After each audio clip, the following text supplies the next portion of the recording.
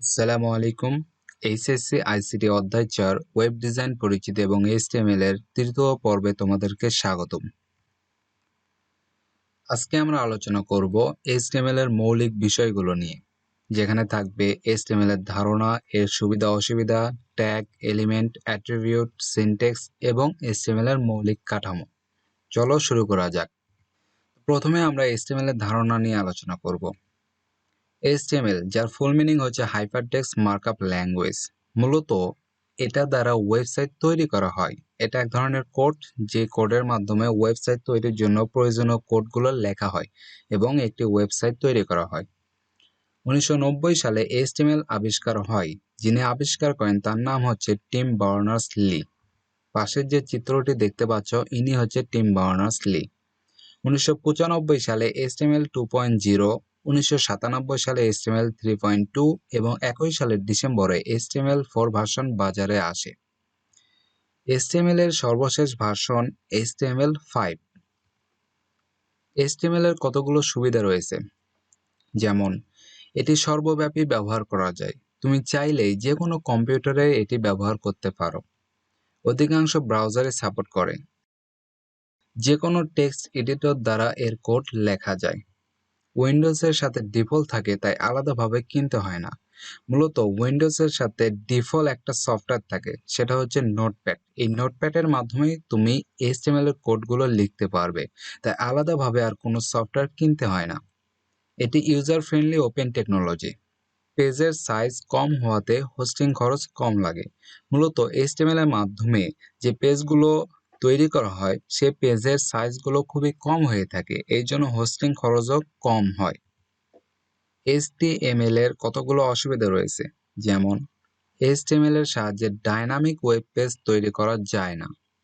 HTML এর সাহায্যে web page তৈরির ক্ষেত্রে অনেকগুলো কোড লিখতে হয়, যেটা অনেকটা বিরক্তকর। এইচটিএমএল এর নিরাপত্তা ব্যবস্থা তুলনামূলকভাবে দুর্বল। যেসব ওয়েব পেজের ডেটাবেস দরকার হয়, সেখানে শুধু এইচটিএমএল কোড দিয়ে সম্পূর্ণরূপে তৈরি করা সম্ভব নয়। তুমি যদি চাও একটি ডেটাবেস যুক্ত ওয়েব পেজ তৈরি করবা, তাহলে তোমাকে অবশ্যই অ্যাডভান্স লেভেলের কোড ব্যবহার করতে হবে। তুমি শুধুমাত্র এইচটিএমএল দ্বারা এটা তৈরি করতে পারবা না। এইচটিএমএল ট্যাগ, বলতে পারো উপরের চিহ্নগুলো কিসের? এগুলোকে এইচটিএমএল ট্যাগ বলা হয়। এইচটিএমএল ভাষায় ব্যবহৃত ট্যাগকেই মূলত এইচটিএমএল ট্যাগ বলে। এই ট্যাগগুলো হলো ওয়েব পেজের মধ্যে লুকানো কিওয়ার্ড, যা ওয়েব ব্রাউজারের বিষয়বস্তুর ফরম্যাট সংজ্ঞায়িত করে।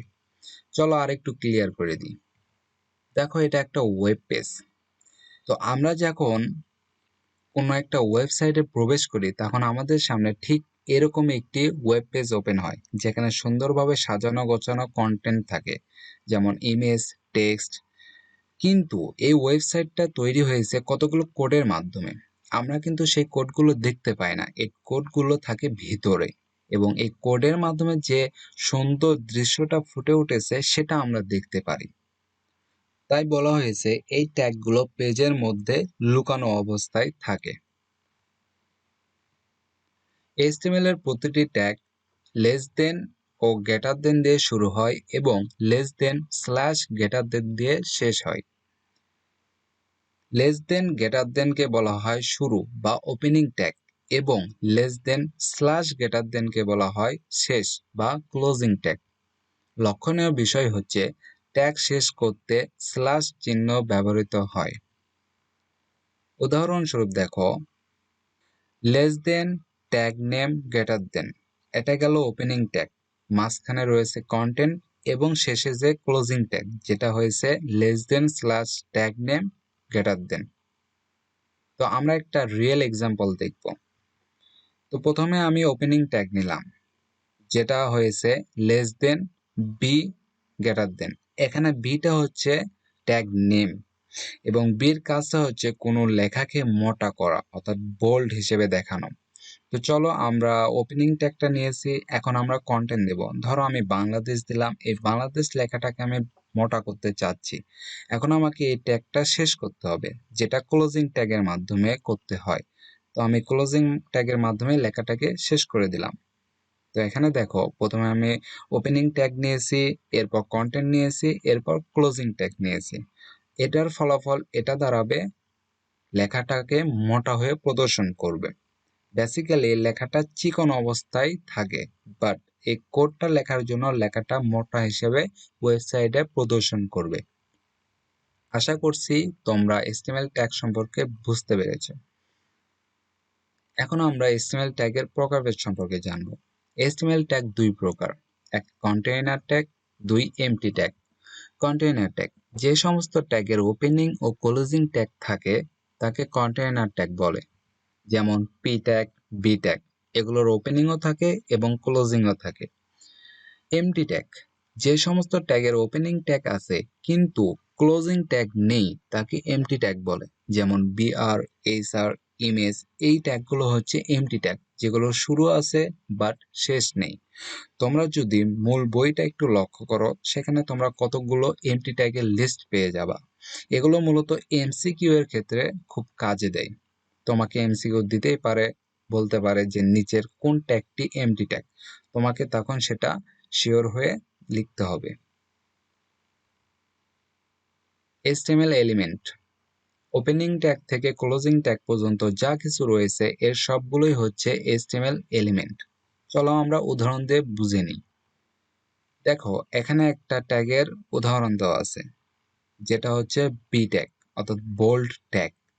এখানে ওপেনিং ট্যাগ থেকে শেষ পর্যন্ত অর্থাৎ ক্লোজিং ট্যাগ পর্যন্ত যা কিছু রয়েছে সবগুলো হচ্ছে HTML এলিমেন্ট। যেমন ওপেনিং ট্যাগ কন্টেন্টটা এখানে বাংলাদেশ, এরপর ক্লোজিং ট্যাগ, এই সবগুলো মিলেই হচ্ছে HTML এলিমেন্ট। আশা করছি বুঝতে পেরেছো। HTML অ্যাট্রিবিউট হচ্ছে কোনো কিছুর বৈশিষ্ট্য নির্ধারক নির্দেশ। অ্যাট্রিবিউটগুলো সবসময় ওপেনিং ট্যাগে নির্দিষ্ট করে দেওয়া থাকে। উদাহরণ হিসেবে যদি বলি, ধরো এটা তোমার নাম, ইয়োর নেম, তুমি এটা একটি ওয়েবসাইটে প্রদর্শন করতে চাচ্ছ, বাট তোমার এই নামটা তুমি চাচ্ছ যে বাম সাইডে রাখবা, কিংবা তুমি উপরে রাখবা, অথবা ডান সাইডে, অথবা নিচে, তুমি যেখানেই রাখো না কেন, এই রাখার জন্য তোমাকে যেটা সাহায্য নিতে হবে সেটা হচ্ছে অ্যাট্রিবিউট। মূলত টেক্সটটা কোন পাশে রয়েছে এটা এক ধরনের এই টেক্সটের বৈশিষ্ট্য। এছাড়াও তুমি যদি চাও যে তোমার নামটাকে লাল কালারের দেখাবে, তাহলেও তোমাকে অ্যাট্রিবিউটের সাহায্য নিতে হবে। মূলত কন্টেন্টের যে কোনো বৈশিষ্ট্য প্রকাশ করার জন্য এই অ্যাট্রিবিউটের ব্যবহার হয়ে থাকে। অ্যাট্রিবিউটের দুইটি অংশ থাকে, যথা অ্যাট্রিবিউট নেম এবং অ্যাট্রিবিউট ভ্যালু। সূত্রটা এরকম হয়, attribute name equal double quotation এবং ডাবল কোটেশনের মাঝখানে অ্যাট্রিবিউট ভ্যালু। এটি হচ্ছে আমাদের অ্যাট্রিবিউটের সূত্র। এই সূত্রটা কোথায় বসে? এই সূত্রটা বসে হচ্ছে ওপেনিং ট্যাগের মাঝখানে। চলো আমরা এক্সাম্পল দেখি।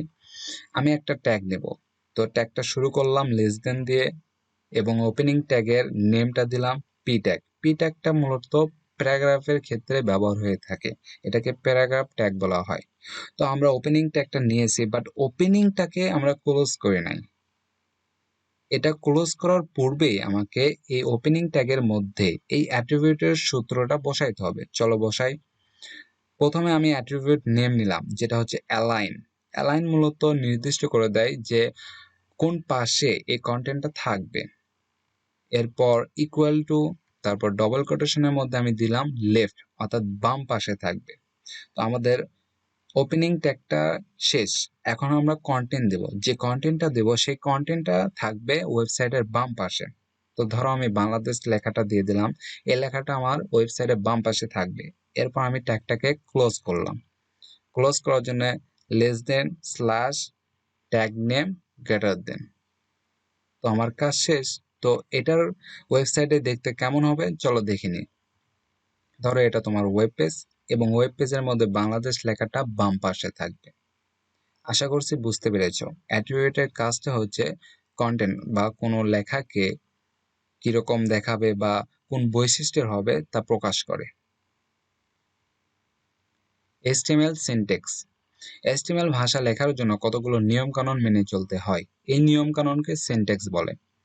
সিনট্যাক্সকে ল্যাঙ্গুয়েজের ব্যাকরণ বলা হয়, এটা মনে রেখো, এমসিকিউতে আসতে পারে। উদাহরণ হিসেবে দেখো, বাংলাদেশ এটা হচ্ছে এক ধরনের লেখা বা টেক্সট। এই টেক্সটটাকে আমি ওয়েবসাইটে মোটা করে দেখাতে চাই। তার জন্য আমাকে কি করতে হবে?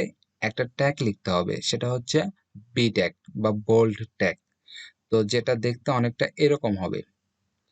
এর ফলে আমার ওয়েবসাইটে এই লেখাটা মোটা হিসেবে দেখাবে। দেখো, আমি ওয়েবসাইটে বাংলাদেশ লেখাটাকে মোটা করে দেখানোর জন্য একটা নিয়ম অনুসরণ করে কোড লিখলাম। সেটা হচ্ছে বি ট্যাগ। তো এই যে নিয়ম মেনে আমি ট্যাগগুলো লিখলাম, এই নিয়মগুলোকে এইচটিএমএল সিনট্যাক্স বলা হয়।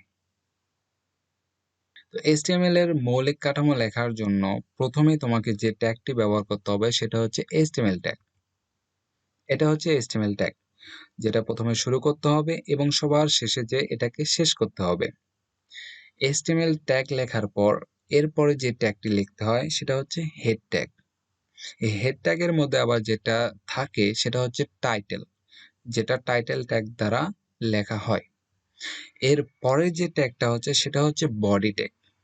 এই বডি ট্যাগের মধ্যেই মূলত আমাদের যাবতীয় কন্টেন্ট গুলো থাকবে। তো তোমাদের পরীক্ষায় যে বিষয় সম্পর্কে কোড লিখতে বলবে সেই কোডগুলো এই বডি ট্যাগের মাঝখানে থাকবে। এছাড়া যা কিছু রয়েছে যেমন রয়েছে পরীক্ষায় সেরকম ভাবেই লিখতে হবে। মূলত তোমাকে এই ফরম্যাটটাকে আগে বসাইতে হবে, এরপর বডি ট্যাগের মধ্যে তোমার কোশ্চেনে যা চাচ্ছে তা দিতে হবে। এই হেডের অংশটুকুকে বলে হেড সেকশন এবং বডির অংশটুকুকে বলে বডি সেকশন। একটা জিনিস খেয়াল করো, আমি যে ফরম্যাটটা দেখালাম তুমি চাইলেই এই ফরম্যাটটাকে এক লাইনে লিখে দেখাইতে পারতা, বাট এটা করা ঠিক হবে না। কেন ঠিক হবে না? আরেকটা উদাহরণ দেখো, ১ এবং ২, প্রথমটা হচ্ছে এক লাইনে লেখা এবং দ্বিতীয়টা হচ্ছে অনেক সুন্দরভাবে সাজানো গোছানো এবং কোনটার পর কি হবে সেভাবে লেখা হয়েছে। তো টিচার যখন তোমার খাতা দেখবে তখন ১ নাম্বারটা দেখতে একটু কষ্টকর হবে। কোন ট্যাগের পর কোন ট্যাগ রয়েছে এটা বোঝা কঠিন হবে এবং দেখতেও অনেকটা বাজে দেখাবে, অর্থাৎ সুন্দরভাবে সাজানো থাকবে না। তাই তুমি যদি ২ নাম্বার ফরম্যাট অনুসারে লেখো তাহলে এই জিনিসটা বুঝতে যেমন সহজ, দেখতেও অনেক চমৎকার। সো টিচার খুশি তো নাম্বার বেশি। তো তুমি অবশ্যই ২ নাম্বার ফরম্যাটটাকে ফলো করবা। আর তোমাকে এইচটিএমএল কোডগুলো লেখার জন্য এই ২ নাম্বার ফরম্যাটটা অবশ্যই তোমাকে আগে লিখতে হবে। এরপর কোশ্চেনে যা থাকবে সেটা তোমাকে বডি ট্যাগের মধ্যে লিখতে হবে। পরবর্তীতে আমরা এইচটিএমএল এর কোড সম্পর্কে বিস্তারিত আলোচনা করব।